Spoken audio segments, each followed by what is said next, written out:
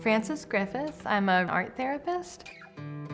When I found out that art therapy was a profession, it just seemed like everything kind of fell into place. I knew I had an interest in psychology and helping in allied health professions, and also that I loved using art for my personal mental health, and that I'd seen its positive effects for others, and it just really fit.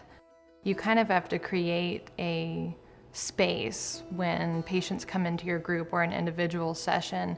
You have to hold the space, make it a calm and soothing place for them to be, because if you're not comfortable, they probably won't be either. You would need to have comfort with different materials that you could bring to a session. And the other skill I would say, or quality that's important in this field, would be kind of a pioneering spirit. I think that the creative arts are especially suited to the recovery approach because it's all about patient-centered care, all about individualized care that plays on the patient's strengths. And they even get to be involved in their team meetings, so even down to writing the words of their plan. OSH tries to put patients' words into it. I also work on an interdisciplinary team, and those meetings occur with all the other teammates, including psychology, psychiatry, social work, nurses, and the treatment care plan specialist, and often the patient and their families, if appropriate.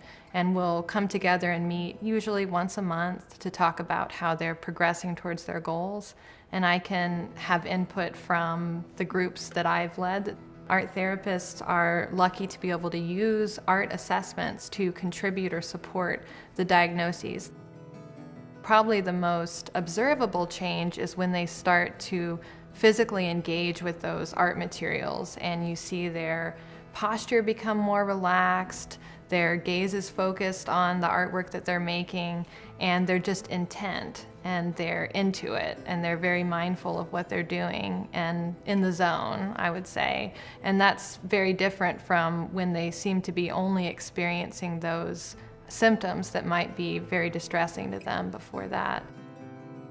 The greatest reward for me is seeing patients' pride they take in their artwork when they finish it, and even in the process of making it, and the increased confidence they have, whether that's in their attention span and their artistic skill and their ability to work with others. It's just seeing that positive reaction in them through the artistic process. I definitely see progress, for sure.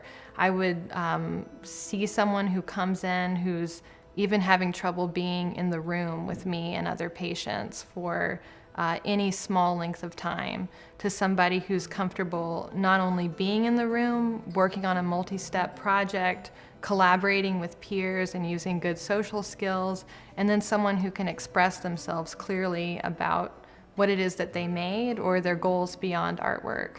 So I see a lot of progress.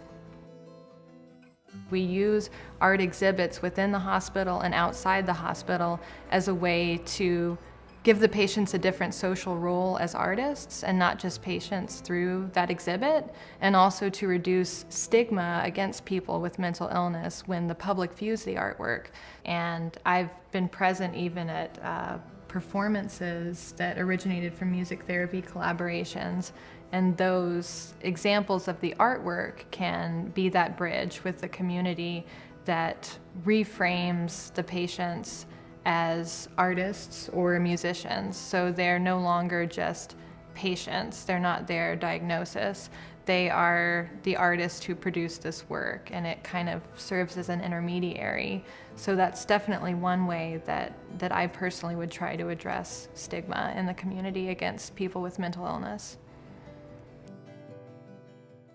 Sometimes music or art, or whether it's recreation therapy, sometimes that's the thing that you can use with that patient, and that's what works for them. Sometimes it might be the only thing that works for them, and those are those moments for me too where I realize, wow, it was meaningful that I was here to provide this and facilitate this, because that was the in with this patient.